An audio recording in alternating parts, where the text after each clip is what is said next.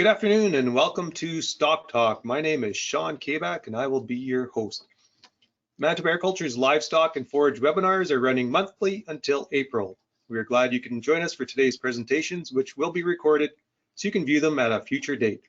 If you have any questions during the talk, feel free to submit them into your computer and we will do our best to have them answered. A couple of our presentations today are recorded, so we won't be able to get you an answer today, but the presenter said they will respond by email in the future. So in our webinar last month, we talked about cattle marketing and managing shrink with Rick Wright Cattle Consulting, and we reviewed the recent changes made to the agri-recovery drought assistance programs, which made more feeds eligible and extraordinary expenses have been added as an eligible cost. So if you missed this webinar, you can still watch it if you go to Manitoba Ag's website and the YouTube channel under Stock Talk. There have been a few more changes made to the drought assistance programs, so I will just show a couple slides related to this.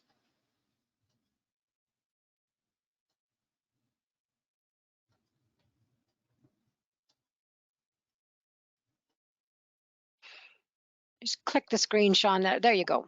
Good job. So there have been some new deadlines announced for the feed and the feed transportation assistance. So now feed purchases are eligible up until April the 15th. And then the application for the feed assistance or the feed transportation assistance must be made by May the 13th. If you're applying for livestock transportation assistance, you have until July the 30th to submit this application. So there's two deadlines, April 15th to make your feed purchases, and then May 13th to submit all your paperwork. So that gives everybody an extra month for that. The herd management program deadline will stay the same at April the 15th. It's easy to apply. All that's required is a livestock declaration at this time. There's no receipts needed or invoices. So this program will assist livestock producers in offsetting. Let's go back. This program will assist producers in offsetting their costs of replacing breeding animals that had to be culled because of the feed shortages this winter. So there's a few dates to remember here. Your pre-inventory, your pre-drought inventory as of March 16th of 2021, and then your inventory as of March 16th, 2022. So if your numbers drop from last year compared to this year, you can get funding to build your inventory back up to last year's number. And that assistance is available at $250 per beef cow, bison or elk, or $50 for sheep and goats. So all of these applications are available online, or you can contact one of our offices to get an application. Seed Manitoba 22 is now available, as well as calving books. In this year's Seed Manitoba 22, if you wanted to make choices on different crop varieties, you can look at whether it's cereals or oilseeds or pulses and help you select the different varieties based on yield or disease, lodging, etc. Also in this year's Seed Manitoba is the Mcvet annual forage trial data. With this, 12 different annual crops and varieties were evaluated for yield and quality, including barley, oats, triticale, cereals and peas, millet, and sorghum. So with the dry conditions the last number of years, our annual crops have yielded better than our perennial forages. So I would encourage you to check out this information if you wanted to make some forage decisions for supplying the upcoming year's forage supplies. And then you can pick up a calving and herd management book from your local office as well.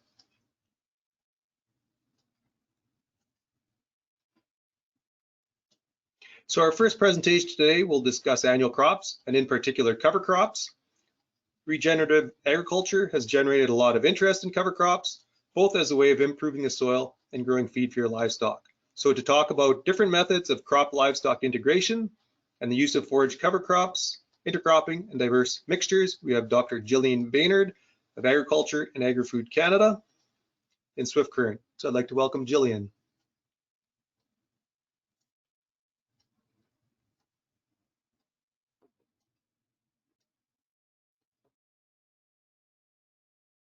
Thanks so much for having me here today. So my name is Jillian Baynard. I'm a research scientist with Agriculture and Agri-Food Canada. Primarily, my research has been taking place in Saskatchewan, which I'd like to acknowledge is on Treaty 4 land and the traditional home of many different First Nations groups. I'm currently living in Harrison Hot Springs, BC, which is the traditional, ancestral, and unceded territory of the Stalo First Nations and the Coast Salish people. And I'm looking forward to working more in BC and maintaining my work on the prairies. I grew up on a dryland grain farm actually in southern Alberta. So I'm kind of representing a lot of different areas today as well. So yes, I've been doing quite a bit of work in cover crops for forage systems, including some integrated crop livestock systems. And what I want to do today is just walk through.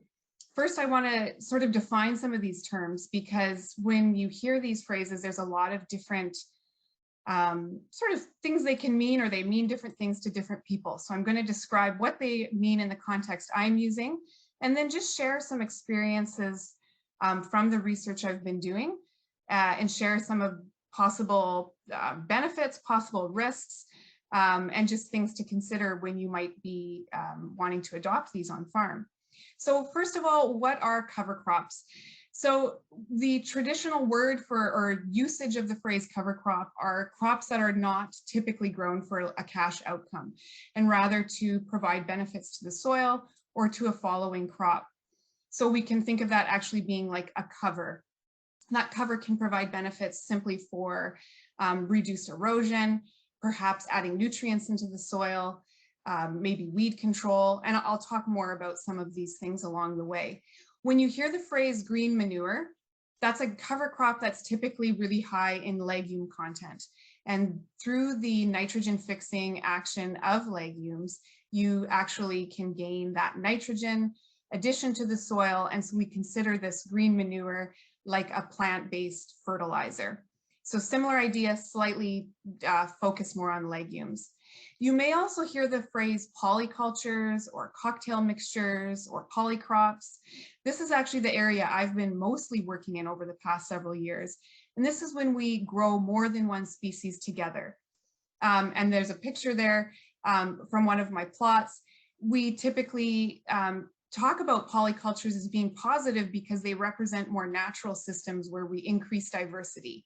So to move away from that idea of a monoculture into something with more diversity that will hopefully have some benefits in different ways, which I'll talk about as well. When we talk about growing cover crops, there's also variation in when and how they are grown. So they can be grown at different times. This is going to be interesting depending where you live in Canada. Shoulder season cover crops would be a crop that is grown usually immediately before or following a different annual crop. So they can be seeded sort of late summer, early fall for some fall growth. It could be a winter seeded crop that then comes up in the early spring. And again, to try and increase the amount of cover to be year round. In some of the more shorter growing season areas, those shoulder season crops are quite difficult, and we can actually talk about an all season cover crop. So one that you would actually include as part of an annual crop rotation and would actually be on the ground for your normal growing season. And there's all variations on those themes as well. If you're talking about a full cover crop, a true cover crop, they can be terminated in a lot of different ways. So they can be mowed, they can be sprayed out with herbicide. There's things called roller crimpers, which actually kind of break the plant and lay it back down. And I just grabbed a few different pictures off the internet to show the roller crimper on the top and then two different types of mowing on the bottom, one being a flail mower and the other one that left a higher stubble height. And I will also touch a little bit on the idea of residue. Just a few other cropping terms that come up. Intercrops are when two or more crops are again grown together, but typically we see some kind of spatial arrangement. So in the picture there, I have rows of oats and rows of peas. And sometimes you can have, this might be called row intercropping. Sometimes there's strip intercropping where there's different passes, for example, with a seeder of different crops. And sometimes an intercrop actually can be fully mixed. But if we're talking about a cash crop system, there's usually some way to separate those crops. So whether they mature at different times in the season, have different growth heights, so you could harvest something off the top and there's another crop that's closer to the ground, or post-harvest separation. So through seed sorting or like seed cleaning measures where there's enough difference between the crops you're growing that they can be separated. Relay cropping is again growing multiple crops on the same land, but in this case they're grown at different times. So something that matures earlier that can be harvested first, and then there might be this undergrowth of another crop that matures later in the season. And again, depending on the use, can be harvested in different ways. So relay cropping might be a little more feasible in areas with shorter growing seasons because it can allow for both crops to grow, but just sort of harvest at different dates. And what we're here today to talk about specifically are forage cover crops. And what's really nice in a forage system is that these crops that might traditionally be grown just for the benefit of the soil or for the ecosystem services they can provide, you can also get a benefit out of them by harvesting them for forage for your livestock. And so the way this is used can look very different depending on needs, depending on operation. They can be directly grazed on your own farm, for example, at different points in the season. They can be swath grazed, they can be baled, depending on what's on in the mix and how they, sort of that curing idea. Some have been silaged. And then in the idea of the crop livestock integration, what we're also seeing is some of these synergies between annual cropping systems where maybe they don't have livestock, but are interested in growing a cover crop and also interested in gaining that benefit of having livestock on the land. And the livestock presence, of course, we can have the additional benefit or addition of things like manure and urea. We can have a bit of trampling of the crop residues sort of into that topsoil layer. And with that, there are also other concerns, right? That the soil condition needs to be suitable to have animals come onto that land, etc. But we're seeing some really neat examples across Canada of farms working together to try out these systems. So the system I work in are these forage cover crops. And this is a picture of one of my research trials from Swift Current, Saskatchewan. So depending where you're joining me from today, this might look quite different. It's very flat. It's in the semi-arid brown soil zone of Saskatchewan. So we have very low seasonal moisture. So our winters are actually our dry season. And then we have quite low spring and summer moisture as well. The little plots in the background, I'll put my cursor on the screen here. That's actually one of my research trials. And so we test these things in systems to allow us to ask questions in a more controlled setting. But I do also really enjoy working on farm with producers because there's a lot more management considerations that have to be made. And it's really nice to see these systems working in real life examples. So today I want to talk a little bit about just basic production of these different forage cover crops, a little bit about nutrition and grazing, and then some soil benefits. And just based on time, I'm going to cover sort of some highlights from each of these areas along the way. So let's start by talking about productivity. So as I mentioned, a lot of what I've worked in is having these diverse annual mixtures. And when I talk about diversity, this can literally mean a 2-species mix all the way up to, I've tested up to 12 species together. And I've talked with producers that sometimes are growing 18 or more. They just kind of take whatever they've got and throw it in the field, or maybe they have a really specific recipe they want to follow. What we find when we increase in diversity, you can improve biomass production over some monocultures. And I say some because obviously if you have something super productive like corn, that's a really large biomass producer, it's going to be hard to beat that with a different crop. But over some smaller, different monocultures, we actually can see this improvement in productivity. I will say in my trials with really diverse mixtures, I haven't found a super obvious advantage to having a lot of species. They do tend to compete, and sometimes you don't find a lot of some of the crops that you might have seeded. And what's interesting or important to consider is what type of representation you have.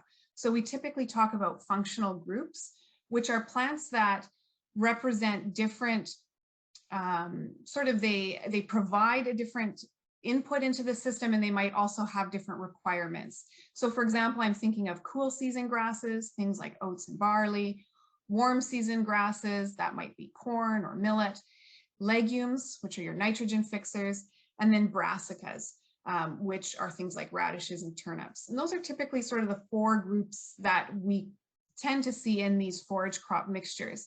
And then there can be other things. People grow sunflowers. There's a crop called Phacelia, which encourages pollinator visitation. And there's other less common crops that are definitely picking up in interest as well. Back to my slide here. One thing I'm showing here is an 8 species mix in the picture on the left, and oats monoculture is in the plot on the right. And I promise I didn't tilt the camera or do any photoshopping after the fact. This was a really stressful field trial. Not stressful for me, stressful for the plants, a field trial where we had no inputs for 3 years in a row. And this is in the 3rd year. And you can see, if you look, you can actually see those oat heads up above the height of the horizon in that 8 species mix, whereas in the monoculture, they're definitely shorter and you can't see any of the heads above the height of the horizon. And in this 8 species mix, we had 2 legumes. I had peas and I had hairy vetch. And what you're actually seeing there is that, and other crops, there were brassicas, that's what's flowering, these little pink and white flowers. And then a couple other, there was, I believe, millet in this mix as well. But what you're seeing there is that the oat production is improved because of those other crops that are in that mixture, in particular the legumes, which are providing some fertilizer benefits. So we do see mixtures having benefits. Another quick side note, in stressful conditions, if you have crop failure of one crop and you're growing a monoculture, you won't have anything left. If you're growing 5 crops, and 3 of them fail, you might still have 2 crops growing. You could also have a total crop failure, and all 5 crops might fail. So I'm not saying that's a rule, but it is a consideration. As with all farming practices, production is really going to vary with your weather, your climate, and your site conditions. So this is just another example from a trial I ran in Swift Current. The difference in production between 2015 and 2016 of the exact same crop, it almost doubled. And what you can see, if you look at this little precipitation chart here, the monthly precipitation, the average is shown in that gray dotted line over 40 years. And here's what the precipitation was in 2015. So very low moisture through April, May, June, and higher than average moisture in 2016 through those same months. And you can see a direct correlation with your production. We also see variation, again, based on topography.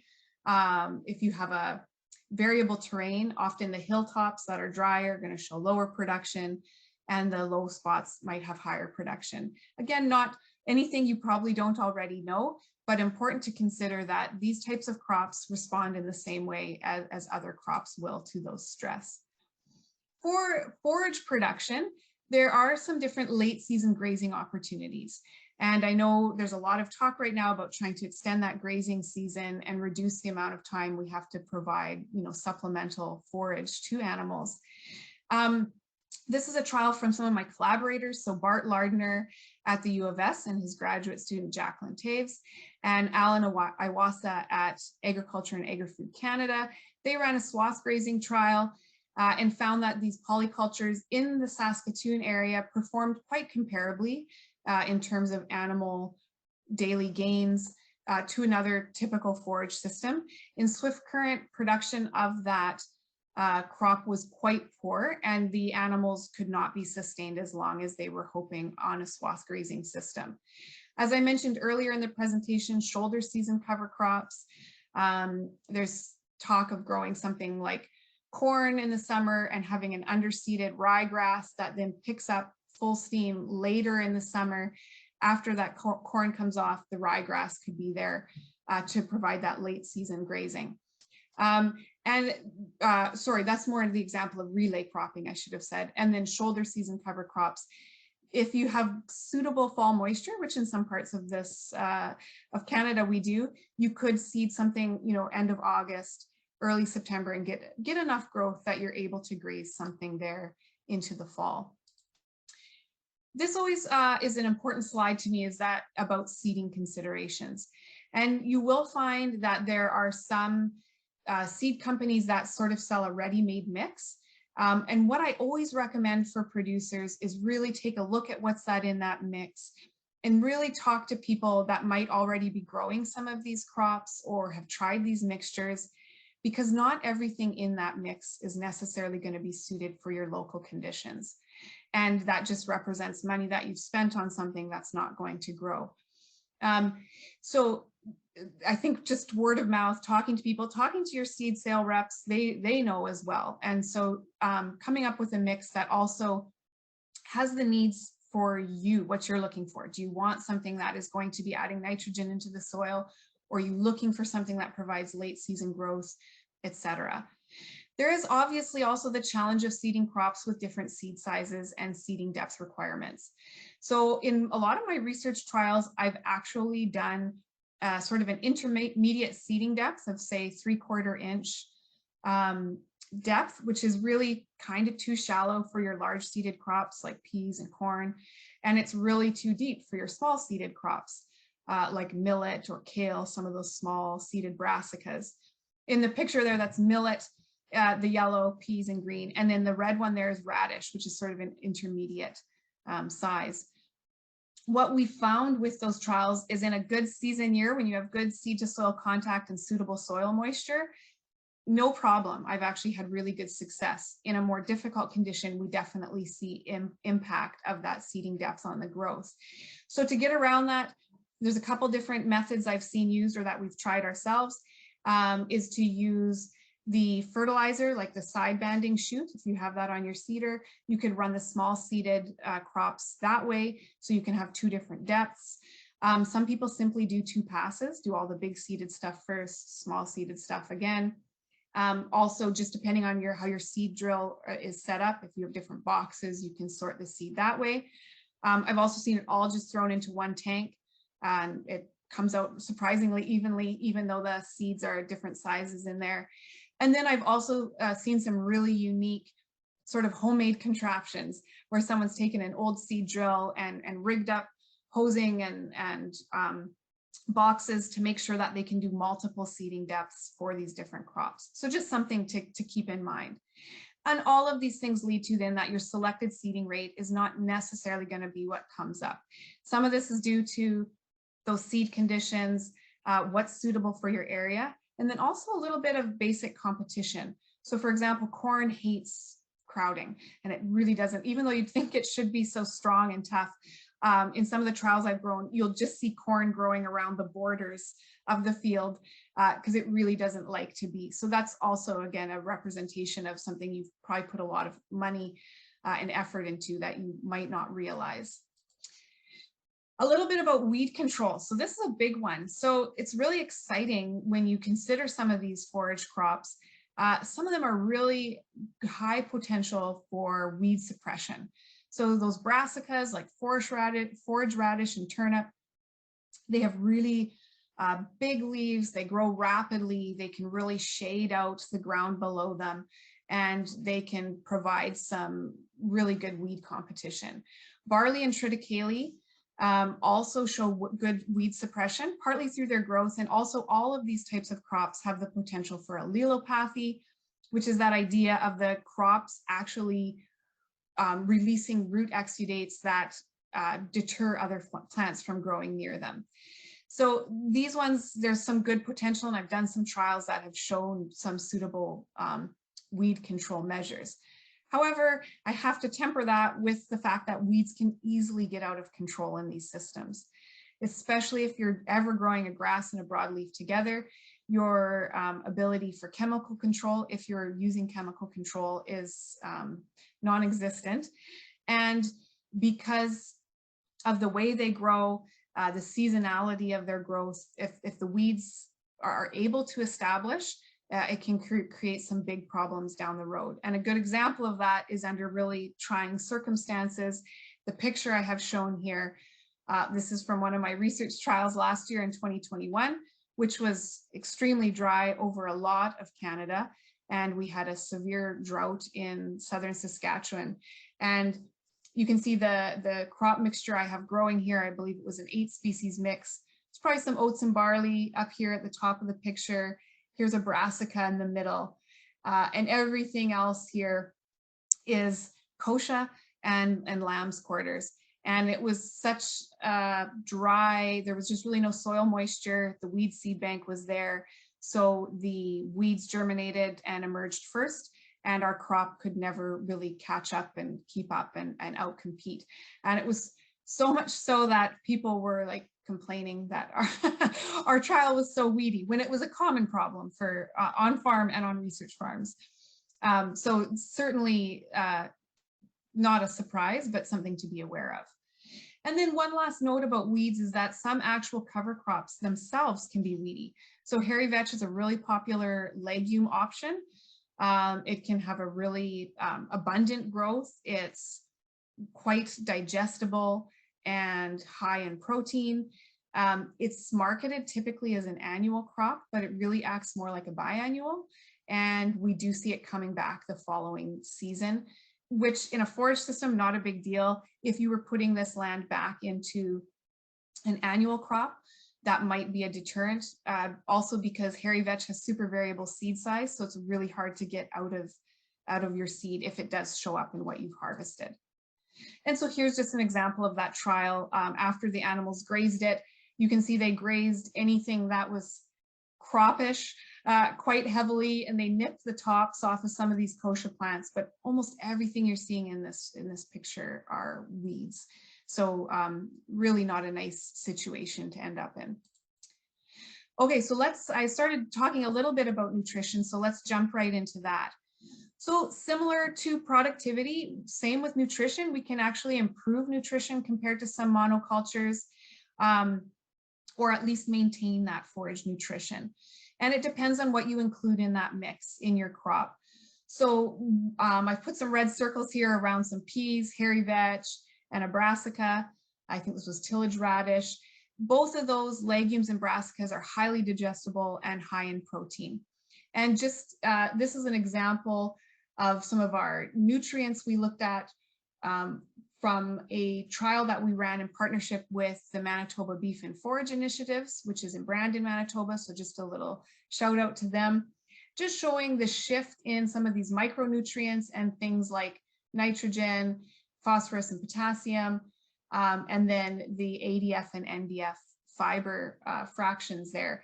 And you can see that our mixtures, again, this was compared to an oats monoculture, really increased a lot of the different levels and then lowered that fiber. Now, I put in here, get a feed test. This is important too, because as you can see, things like calcium and copper really shifted.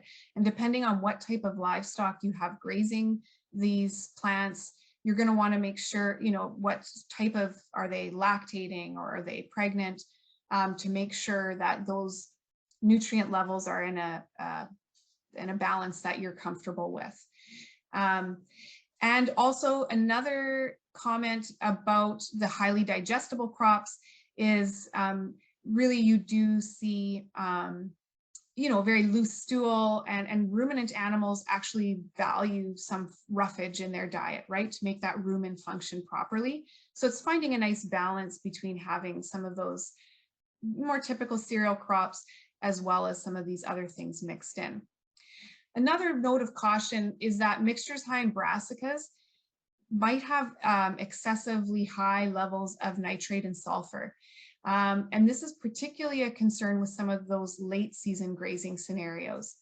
So this is a picture again from Alan Iwasa's swath grazing trial. You can see there's snow on the ground, but there's little bits of green poking up through the soil or through the snow, and that's all brassicas. They are quite frost tolerant and they regrow after grazing.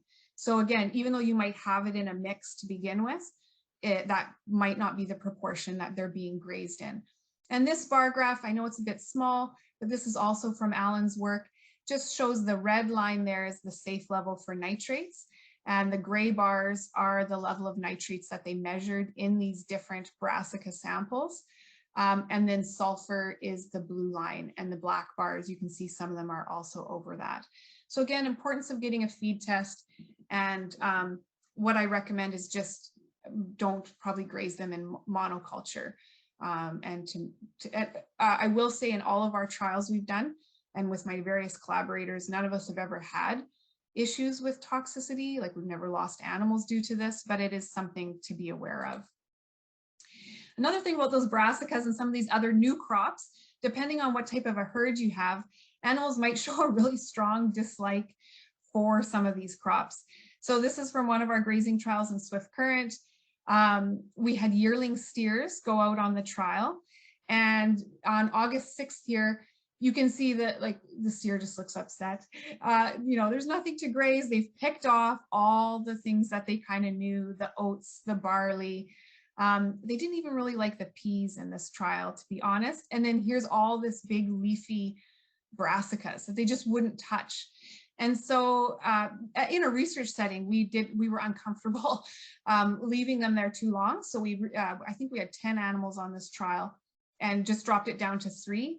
And what's really interesting is those 3 animals that stayed on the trial, actually, and I should say those animals were losing weight. That was the other concern we had. But the animals that stayed on the trial actually started having really good average daily gains. They started eating everything. And in September 18th, we had released them sort of through the same mixture, but in 3 separate paddocks over time. And by, you know, a little over a month later, they were eating everything down evenly. And the first section that was grazed is what's shown in the subset picture here. And there's an example of the tremendous amount of regrowth from those brassicas. And there you can see a steer quite happily eating them. The other thing that happens is that palatability changes over time. So these brassicas apparently get sweeter. I haven't tried them myself, but post-frost, they actually increase in sweetness and improve in palatability. I've also heard from a producer who was running a cow-calf herd on some of these mixtures, and they never showed any preference concerns with these brassicas at all until one year randomly they suddenly didn't like it. And so I think that you're also going to see some palatability shifts depending on seasonal moisture, other growing conditions that might change how those plants actually taste. So something to keep in mind. This also is probably going to be less of a concern when you have high stocking rates. So this is an on-farm trial I ran with Dwayne Thompson, who has 2T Ranch, which is near Kelleher, which is near Saskatoon and Saskatchewan. He has a very large herd of about 1,100 cow-calf pairs and with bulls. And he has a super dynamic farm system of some perennials, some annuals, some annual crop systems. And he was really excited to work with me to try some of these mixtures. And what you can see is just the tremendous number of animals that came on this trial. So they came in on the morning on August 9th.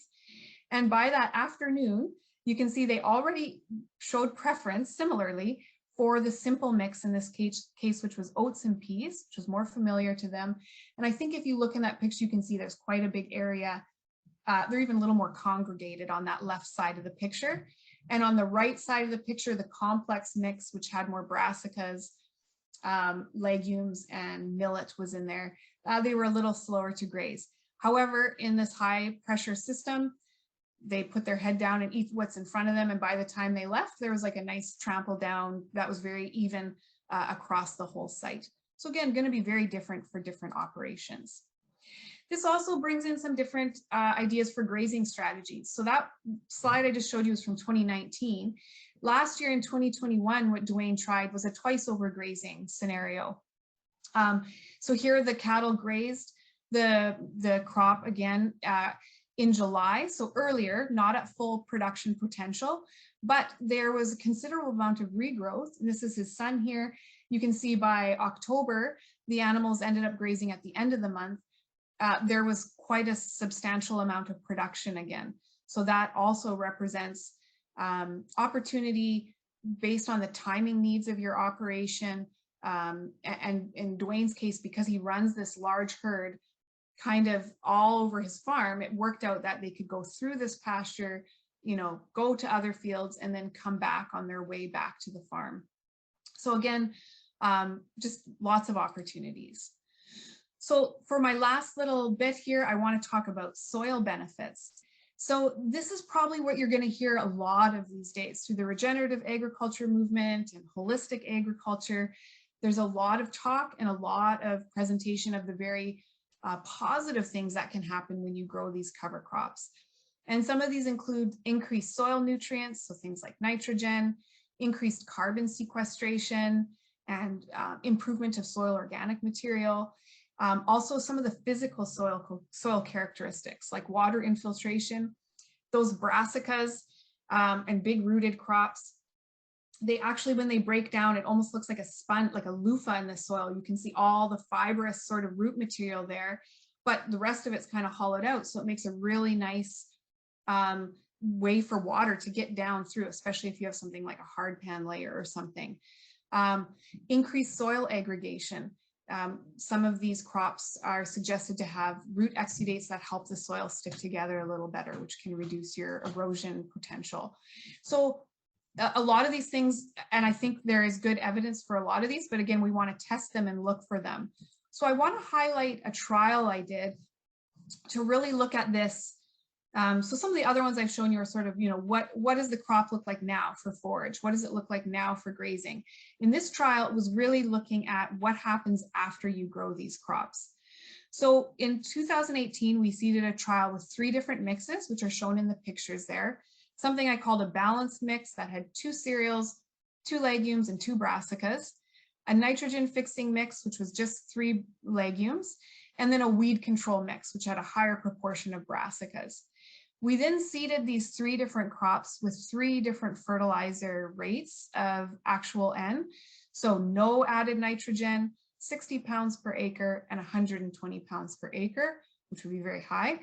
And then 3 residue levels. So after these crops grew, we either went in and removed all of the biomass. So what you might do in a baling system, 50%, which might be like a take half, leave half scenario in a grazing situation, or you could bale it that way too.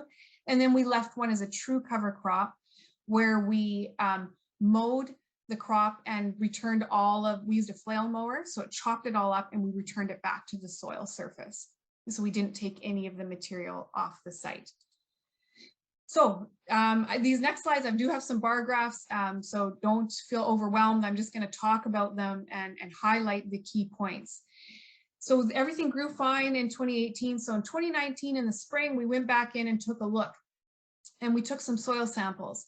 The soil nitrates were definitely linked with the amount of fertilizer applied the previous year, not rocket science, and also the amount of residue left behind. And I had a really good question when I gave this presentation another time. This is represented in parts per million. And if we want to put this back into pounds per acre, you can actually just double it. So if this is roughly around 7 parts per million, that would look like about 14 pounds per acre of nitrogen. So this would still be, you would probably still expect to fertilize something in this situation. But you can see that the more fertilizer we had the previous year, the more nitrates were available in the soil. And this one is really nice to see, the more residue you left, and it's very stepwise, right? So as you increase that residue, you increase the amount of nitrates available. What was interesting to me is in the spring, so immediately following that previous year, the different crop mixtures did not have an effect on soil nitrates. So it didn't matter if it was the the balanced mix, the nitrogen fixing, or the weed control. They didn't have an impact in the spring, but I'll come back to that. So then we seeded a wheat crop over the whole field site.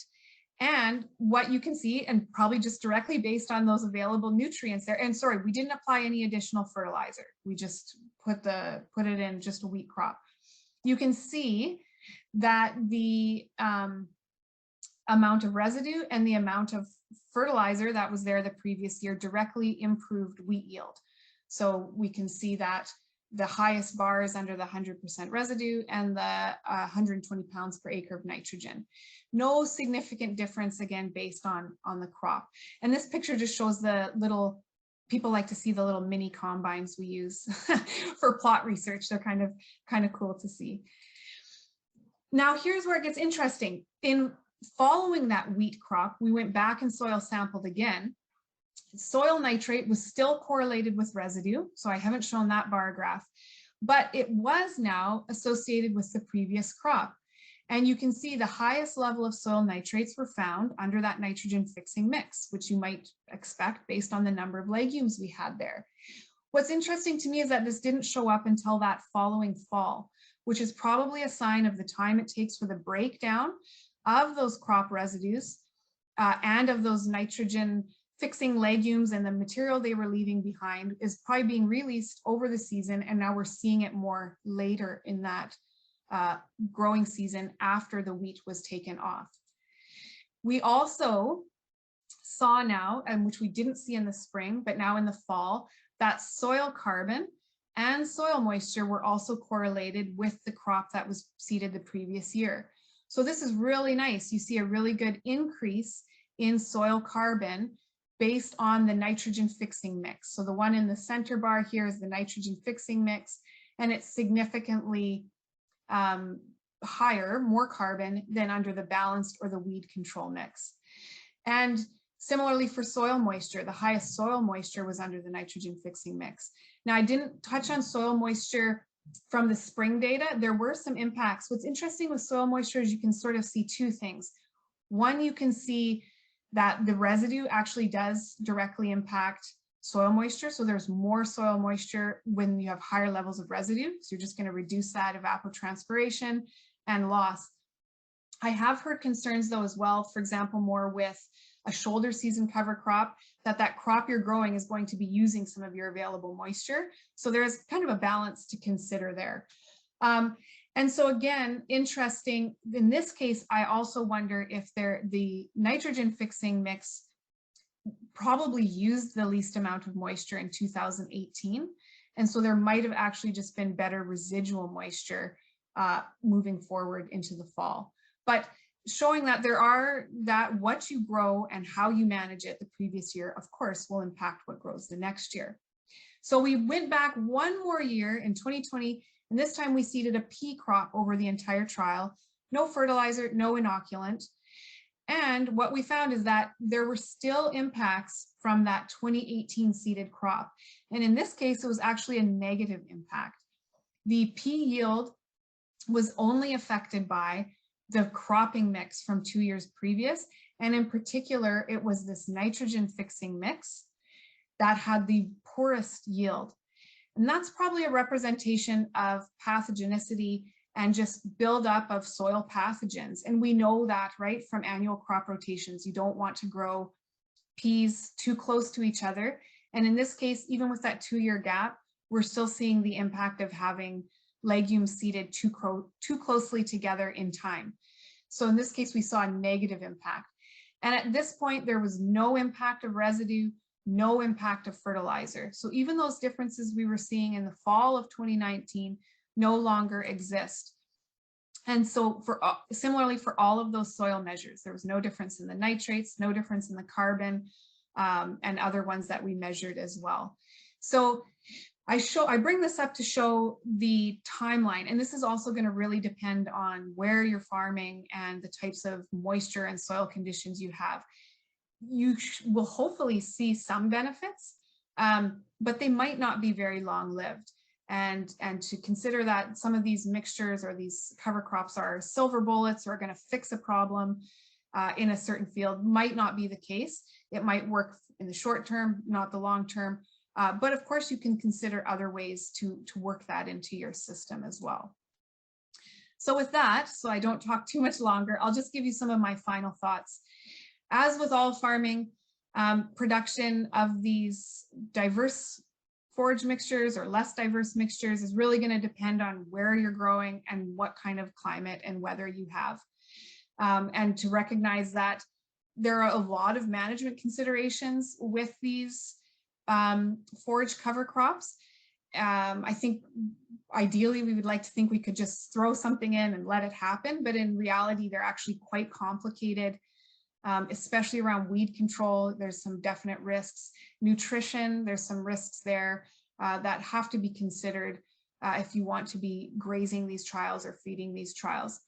And then my biggest point there is just talk with other people. So I often get asked, well, what should I grow? Or how many species? What's the best number? And it's really extremely variable. So talk to people in your area who might have tried some of these crops. And then also I say consider starting small. So with some producers, starting with something diverse might be an oats and peas mix, might be something that's just a little bit different what they're already doing. Or maybe consider those 4 functional groups like I mentioned, like a cool season, a warm season, a legume, and a brassica, just to try seeing how that impacts your operation. And also start small in terms of land base. First see what grows, kind of do a little test strip in a corner somewhere, and try it out, so that if you do experience some of the potential risks with weeds getting out of control or poor production, that you haven't backed yourself into a corner with trying something new. So I think there's a lot of positives, and I think this is a really nice direction, but also to recognize the risks and to have some cautions when you're approaching these systems. So with that, I just want to thank all the people who helped me. Dustin and Brian are my technicians with Agriculture and Agri-Food Canada who are on the ground collecting samples. We hire a lot of summer students. It's a really great opportunity to bring them into the agricultural realm. And of course, they help us a lot. I mentioned some of the research from Alan and Bart, and Aklilu is also one of our collaborators in Swift Current. Dwayne is the farmer I've worked with, and other producer collaborators I'm very grateful for. And then also just wanted to mention Manitoba Beef and Forage Initiatives, which have one of our research sites at their farm, and who we're really excited to work with also for this extension piece and reaching out to farmers in different areas and to share about the work we're doing. So with that, and thank you again so much for having me. I really appreciate the opportunity to talk. I love getting questions and talking with people, so I've put my email address there on the slide. And certainly please feel free to reach out if you have any questions. Thank you.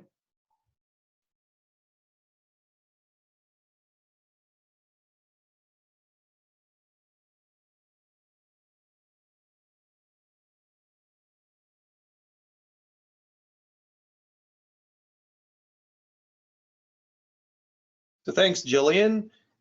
Jillian had a lot of good information on the pros and cons of cover crops. Jillian's presentation was recorded. She did leave her email, so if you do have any questions for her, she said feel free to send her an email and she will get back to you. So one of the comments from one of our colleagues on the inoculants with legumes is if you want to make sure you properly inoculate all the different legumes, and if you go to too complex of a mix, that you may not be able to have everything properly inoculated. So, but that's critical to get the nodulation and the nitrogen fixation, is to ensure that all of your legumes have the right inoculant. So once again, thank you to Jillian, and her email was jillian.baynard@agr.gc.ca. The dry conditions in 2021 resulted in significant crop and forage losses. Luckily for those with insurance, it provided some significant payments to help cover the cost of production. So to tell us more about Masc Forage Insurance programs and the Livestock Price Insurance program, we have Jason Dobbin and Jeff Leegarden, both of MASC, and we will start with Jeff's presentation on the forage insurance programs.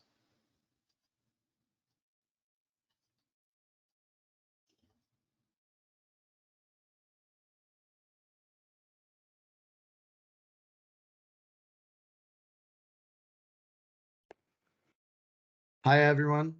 Thanks for taking part in StockTalk. I'm Jeff Leegarden. I'm the business development specialist with Masc, and I'm here to talk to you about Forage Insurance 2022. So for you or any of you that don't know anything about our Forage Insurance program, I'll just do a little review of the two basic ones we have. So obviously, Forage Insurance, we split it into two simple programs. One is basic hay, where we take all your hay types, all your bales, bundle them all into one insurance coverage number, and that's for the total farm. Simple, basic, and the most economical. For those that want to be more specific, we have the Select Hay Insurance Program, where we take 5 different types of forages and give them each an individual coverage and an individual number. So that's alfalfa, alfalfa grass, tame grasses, sweet clover, and coarse hay. With that option, you can pick and choose between which ones you want, and it gives you more decisions or more options in the decision making. But basically, that's the overview of the forage program that's been around for here forever. And basically, I just wanted to let you see what that was all about. In addition, we have other programs that we look after as well.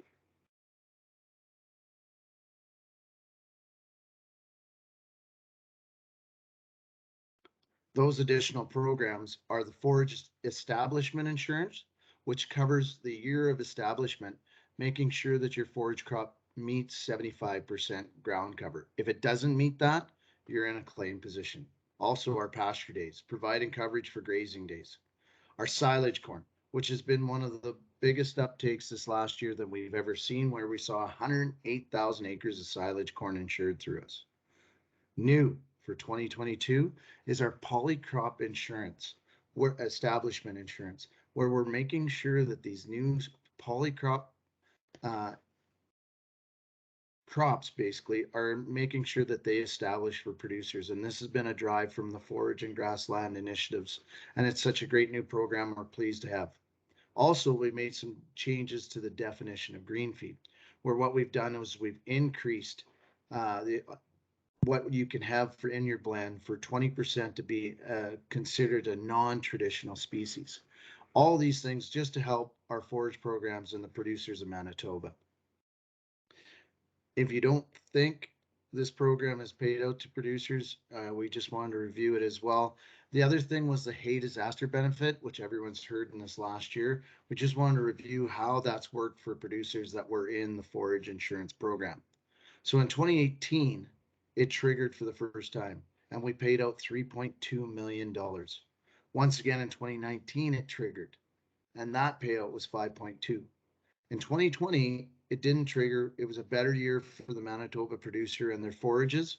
But then again, in 2021, when we saw the drought, it automatically paid out $8.4 million. How did it automatically pay out? Well, basically what it is when a person's in a forage claim, and when Manitoba producers, 20% of them are less than 50% of their long-term average yield, it automatically triggers. In 2021, 59% of all producers were less than half of their coverage. And with that instant payout was for $44 a metric ton. What that 44 was hopefully going to was the intent was to cover the additional costs of hay and transportation. So this is all that came instantly to the producers in 2021 if they were in the program and had a shortfall on hay. When we look at where the numbers fell, you can definitely see we have a review slide here coming up of what the claims looked like for 2021 on forage insurance. Our select hay paid over $20 million out. Basic was 5.6. Once again, the hay disaster benefit was 8.4 million paid. When you include pasture days, pasture insurance, green feed, and silage corn, our total forage related indemnities were over $48 million paid to the local Manitoba producer that was included and enjoyed Masc insurance. So to wrap everything up, I think the most important thing, well, actually there's one more slide I forgot to mention, that is the how to get a hold of us. How to get a hold of Masc to become part of the forage insurance if you're not, is our website. the masc.mb.ca. Our 10 local service centers, which are listed there before, you can call them. There's 1-833 number that's unique to each one of them. You can find those numbers on our masc.mb.ca website. If you have an My MASC account with MASC, there's an online chat window that you can use, or go to our Twitter feed account. All these things are great options. Now, the major thing I need to remind each and every one of you is to be part of this Forage Insurance for 2022, you have to be signed up by March 31st. So an agri-insurance application has to be signed up by March 31st from your local insurance center, a service center, and you can do that through your insurance specialist. So I'd like to thank everyone for their time today. And I hope the spring is a nice slow thaw and the moisture hits the ground and we're in a far better situation than when we ever were. Once again, I thank everyone for attending and have a great spring. All right, Jason, it looks super. Go ahead. Hey folks, Jason Dobbin. I'm the first live person other than Lori and Sean here. So feel free to ask any questions you want. We've talked probably in the past, maybe not, but WLPIP was launched in 2014, and then we had a rebrand here for Livestock Price Insurance a couple of years ago, last year I guess it was. Why the rebrand? Well, Livestock Price Insurance is kind of what most people were calling the program, and it's a lot less to get out of your mouth, and if this program looks to go farther than the Western provinces, it's an easy take to just call it Livestock Price Insurance. So as you can see, we're a little bit fresher, a little bit of a rebrand, and with that we had some more services provided. And what do I mean by that? Well, now our ability to intake purchases and settlements, we go all the way to midnight, 3 p.m. to midnight every Tuesday, Wednesday, Thursday, and Monday, Tuesday, Wednesday, Thursday. So that's kind of new in as far as a service point of view.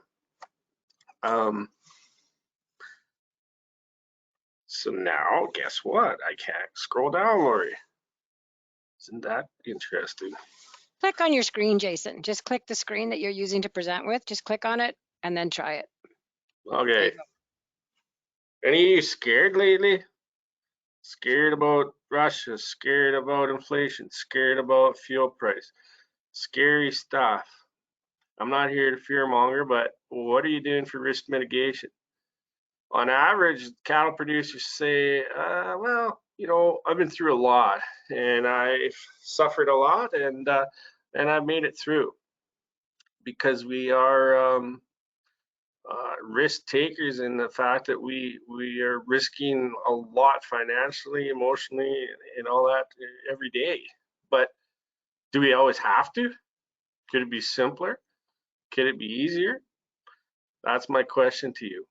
One of the tools to help you, one of the tools in your toolbox is LPI. So I just want you to quickly just view one of our promotional videos. This is an actual producer. Every day, the moment I step outside and get to work, every day I'm reminded why I do what I do. It is my passion. My family and I raise livestock. It's hard work and requires a lot of effort from all of us. It's a lifestyle we are committed to. We put so much planning into our operation, but the markets can be so unpredictable. Farming in Canada has its challenges. It's always good to have a plan to fall back on. Having protection to give peace of mind in the midst of uncertainty is crucial. Livestock Price Insurance, or LPI, is a risk management program that provides producers with coverage against fluctuating markets, including an unexpected drop in prices over a defined period of time. In Manitoba, Saskatchewan, Alberta, and British Columbia, LPI is available in the form of an insurance policy for calves, feeder cattle, fed cattle, and hogs.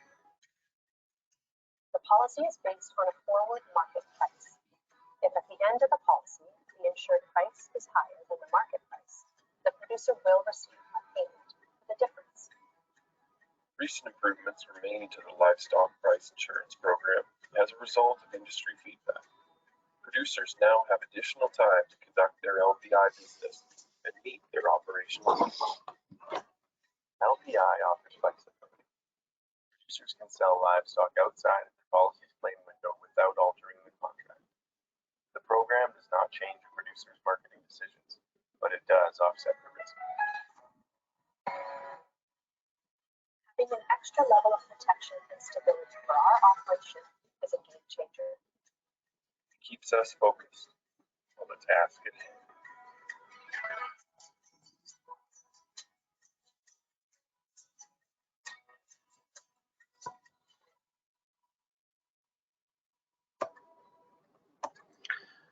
So with that,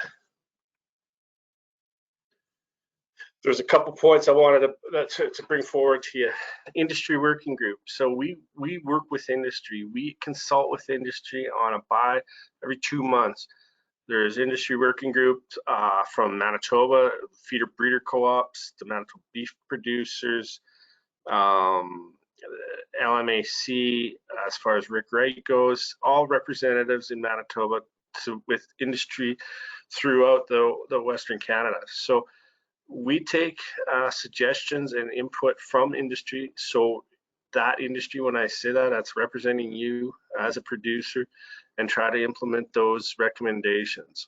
So that is where that extra timeline as far as working till midnight goes has come from, is those suggestions. One of the other things that I want to point out that I've pointed out in the past, and I will continue to point out, is this program was designed by beef producers. This wasn't a government bureaucratic design. It was from beef producers, totally designed. I hired a private company to do that. So government stepped in when it was time to administer it and backstop it. So those are points that I always feel are necessary, because usually a criticism that you may have with the program, we can probably explain, whether it be through an administration point of view, or a trade point of view, or from a producer point of view. But I guess my point being is there is reasons why this program is set up the way it is, and it has been set up by your colleagues in the industry. This slide indicates how LPI figures in as far as the markets go. It's a floor price. So when the cash market, when you're selling your calves is higher, you're selling your cattle for a higher dollar than that floor price was. When it's lower, we pay that difference. The critical point to make in this slide, though, is that when it's lower on a cash average. So where we find sometimes producers get a little bit mixed up is when they feel that that's paid on the actual amount they get for their animals at that day, and it's not. It's the average cash market value from the auction marts throughout Saskatchewan and Alberta and Manitoba. So every auction mart in Manitoba is part of that average. So this is a slide that is just giving you a bit of a taste of what our coverage premium tables are like. If you look at A, that's the Saskman premium table. So we're looking at a feeder cattle table here. And as far as the Saskman part of it, there's 2 different types of policies you can buy: Alberta, Saskman. And as a Manitoba producer, you can buy an Alberta policy. As an Alberta producer, you can buy a Saskman policy. So we are combined with Saskatchewan in our coverage tables and our settlement pricing. And Alberta is separate as well, and it's strictly on a volume basis, the amount of volume of cattle. When this program was being developed, we looked at trying to have separate indexes, and just the data set had to be where Saskatchewan, Manitoba was combined. So on this table, we're looking at a SASMAN table. Across the top, the period of time out from where January 26th would have been, 36 weeks out, would have been October 11th. So when you get these tables emailed to you, which I suggest you highly do, even if you are just wanting to gain some more information on the program, you sign up for the tables, which lpi.ca is our website. Right at the top of the tab, all it says is sign up for premium tables. Click on it and put simple. It's 3 questions: your name, the email address, and go. So this is what the type of table you would receive.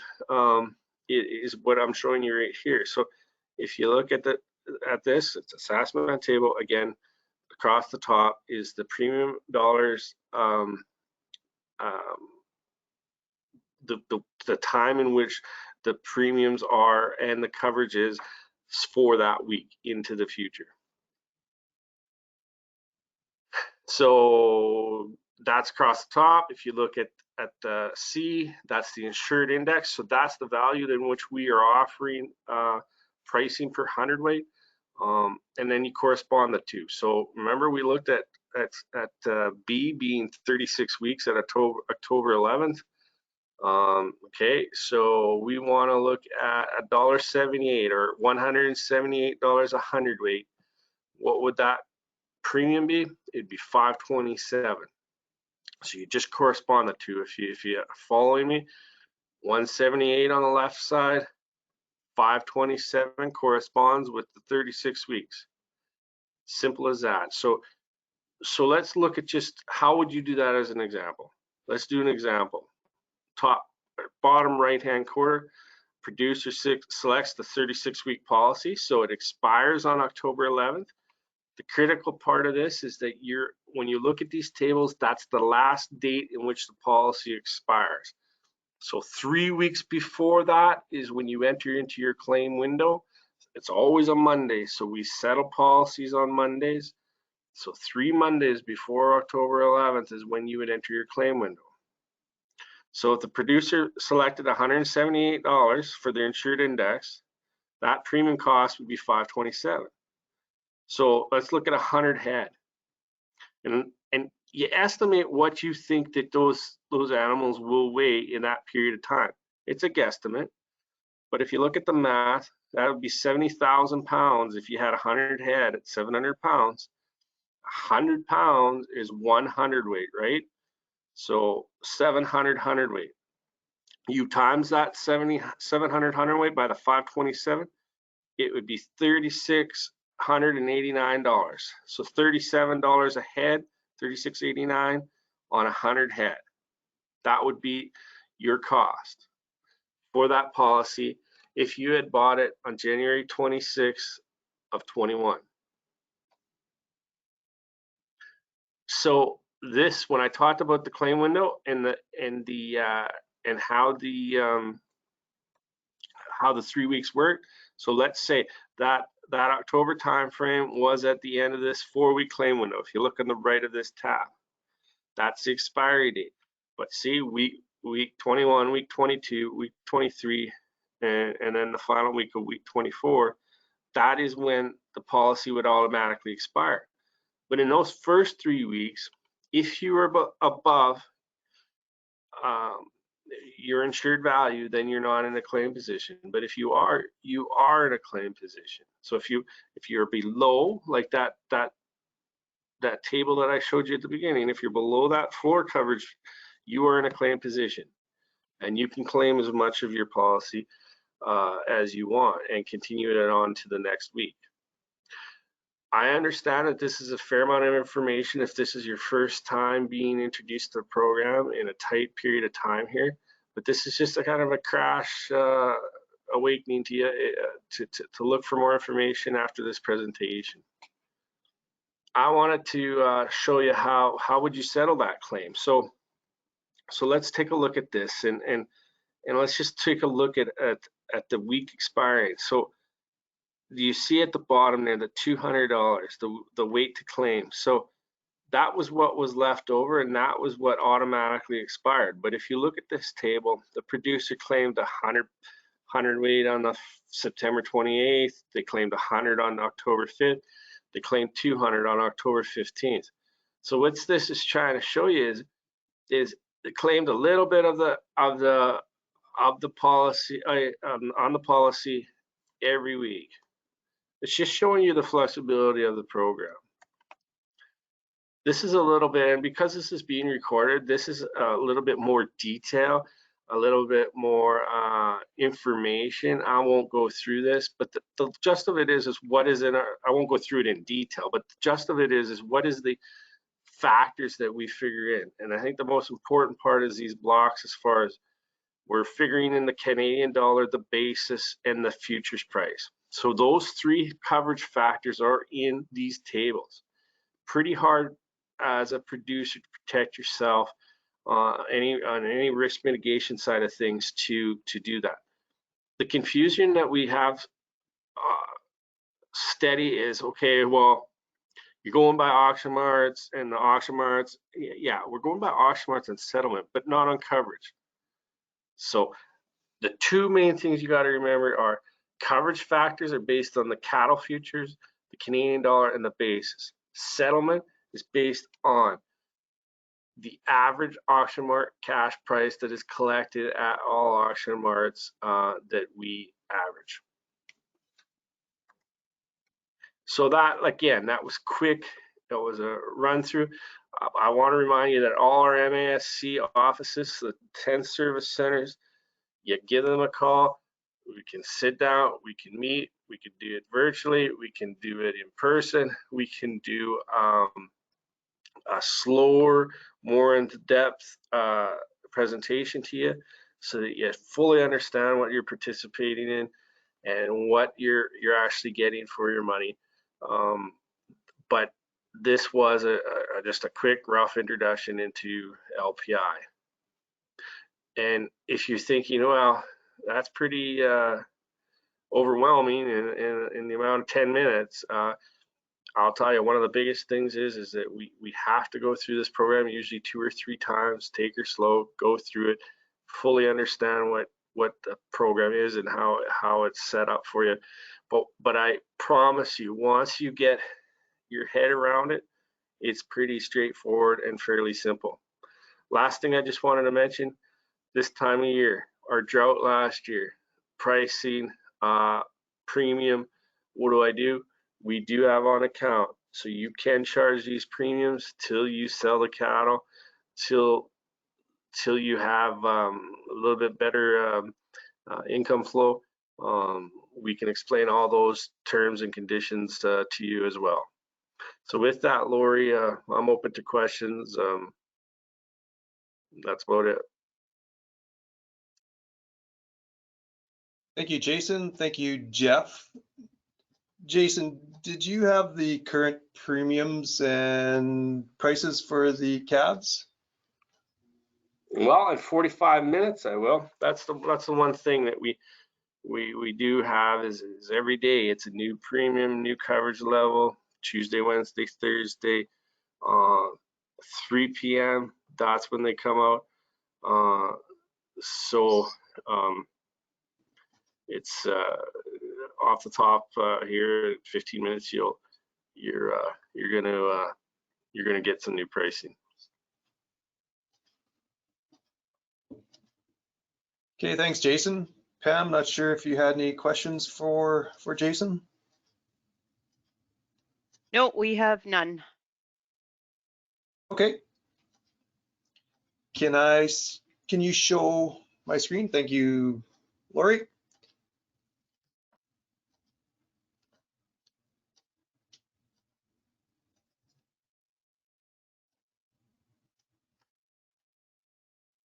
So I'm just going to show you some of the forage insurance coverages that are available across the province. This is for Forage Region 6, which is in the Interlake and the eastern part of the province.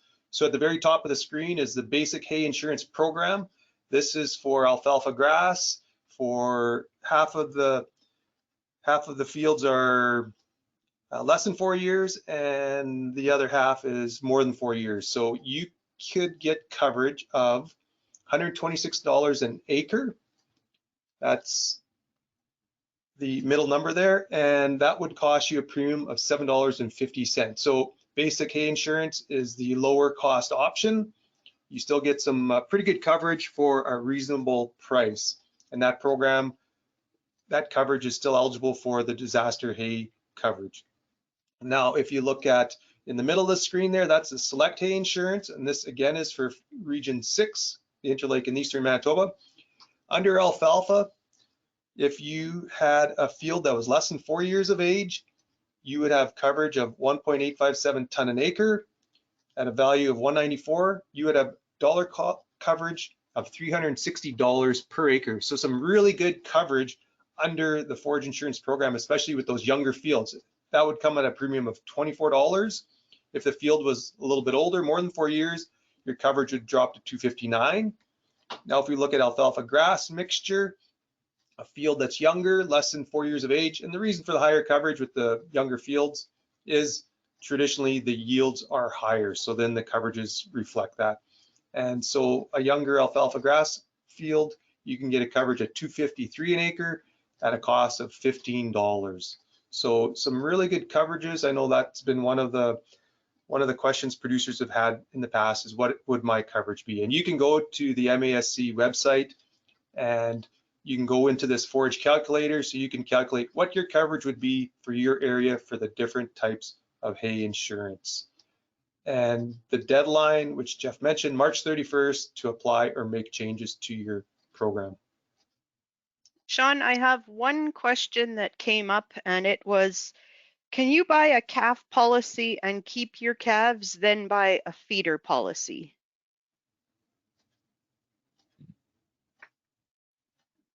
Jason, can you? Jason is not on the call. No, Okay. we've had some issues with his connection. He might have been booted off. Sorry. Okay. So we'll get an answer for that question.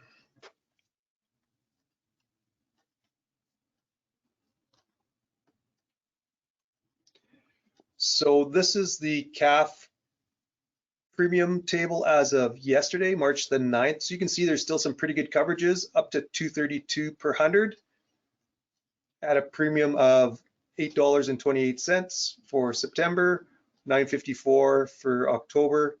And then the coverage drops a little bit into November. The high is $226 for a premium of just over $10. So these premiums have come up since our futures dropped a few weeks ago with the volatility that we're seeing with the war in Ukraine. So the prices stayed fairly strong, but our premiums came up. Also want to mention the Wildlife Damage Compensation Program have had a number of calls recently with deer coming into feed yards, into producers' livestock feeding areas. And so there's two wildlife damage compensation components, one for crop damage and the other for livestock predation. So if you have wildlife that are causing damage to your stored feed, you can get coverage of up to 90% of your loss. If it's in an extended grazing situation, such as bale grazing or corn grazing or swath grazing, your coverage, your protection would be 45% of the loss. So contact MASC to start a claim if you're seeing losses caused by wildlife to your feed. Our next Stock Talk webinar will be April the 14th. Talking about perennial forage rejuvenation and pasture management by Tim Clark, and then sod and mob and passive forage seeding using sod seeding and livestock for forage establishment. That will be covered by May Elsinger, a rangeland biologist with Agriculture and Agri-Food Canada. There's a number of upcoming grazing workshops being hosted by Manitoba Agriculture and Manitoba Beef and Forage Initiative. The first one is on April 13th in Eriksdale, the second one covering the same topics on April 14th. Steve Kenyon will be out to discuss building pasture productivity and using pasture planning. We'll be looking at AgriMaps as a tool for developing your grazing systems, and then also looking at funding opportunities. The second workshop's June 1st at Brookdale. Third one, July 6th, and fourth one is August 4th. So pre-registration is required for the first workshop. You can go online to register at MBFI's website, or you can call their phone number 761-3300. There's a number of livestock and forage specialists across the province. Pam is in Dauphin. Tim covers off the Interlake. Elizabeth Nirenberg is in Roblin, and myself, I am in Portage. Sean. And if you need to contact any of the MAC offices, if you want to set up an appointment to get some forage insurance or crop insurance or make any changes, you can contact the appropriate number. And our website has a wealth of information on livestock and forage, as well as crop information, and all of the agri-recovery, drought assistance programs, information and applications can be found there.